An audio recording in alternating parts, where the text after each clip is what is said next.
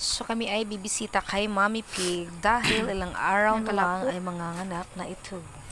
At dahil sa tindi ng ulan ay naging maputik ang daan. Charot, voice over. So ganito, mga ilang lakad lang ay makakarating na tayo sa patutunguhan ni Mommy Pig.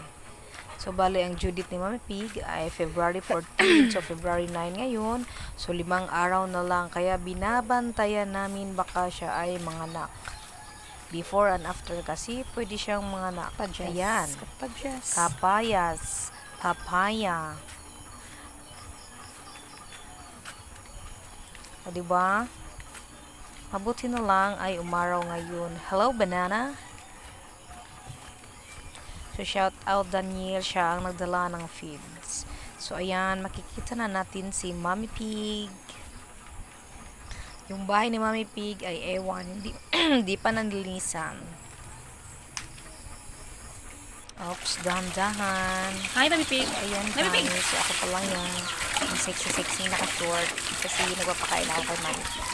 So, yung tiyan ni Mommy Pig ay malaki. Sana ay maraming anak.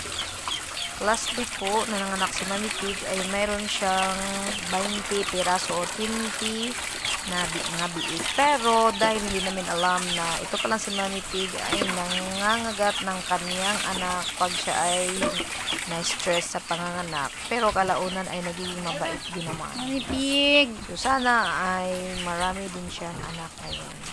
So, ayan, paunti-unti. Ano? So, may nilalagay ako sa kanyang feed. So, yung tinatawag natin Vita Plus. So, ito yung food supplement. Nilalagay ko umaga at saka hapon sa pagpapakain sa kanya. So, nilalagyan ko ng isang kutsaritang Vita Plus. Powder po kasi siya para dagdag resistensya para pag kaano na kanyang mga biik, ito ay naging malusog. Hanggang sa siya ay manganak ay pinahaluan ko din ng Vita Plus para naman mas lalong lumakas at maging malaki ang kanyang mga biik at si Mommy Pig ay di madaling sakitin. Illegal intruders. So ayan, linis-linis muna tsaka maraming manok dyan. Iwan ko ba kaninong mga manok dyan. Sige Mommy Pig, ubos o yugan. Ito dyan, ikan lang ang feed. So ayan siya. Tinitingnan ko yung kanyang didi kung marami na bang gata. So meron naman, pero hindi pa talaga as in masyado. Baka makalawang araw, di kaya ano ay, kasi yung nakaraan may lumalabas na gatas na dyan, pero ngayon wala pa. Pero halata namang buntis si Mommy Pig. So alangan namang ano lang no, dahil constipation lang, malaki ang tiyan. Hello Mommy Pig. So itong inahin ko ay pang-5 anak na niya nato. So sana marami tsaka malaki yung kanyang mga anak at hindi sakitin.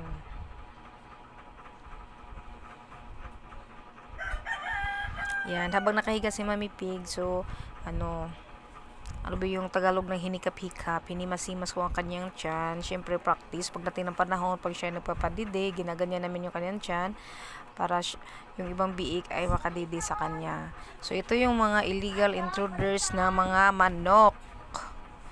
Manukis. Sige, manukis. Hello, Mommy Pig. So, that's for today's video. So, mag-video na naman ako pag si Mommy Pig ay nanganak. Kung ilang anak o gaano kalaki ang kanyang mga anak. So, just follow for more and subscribe.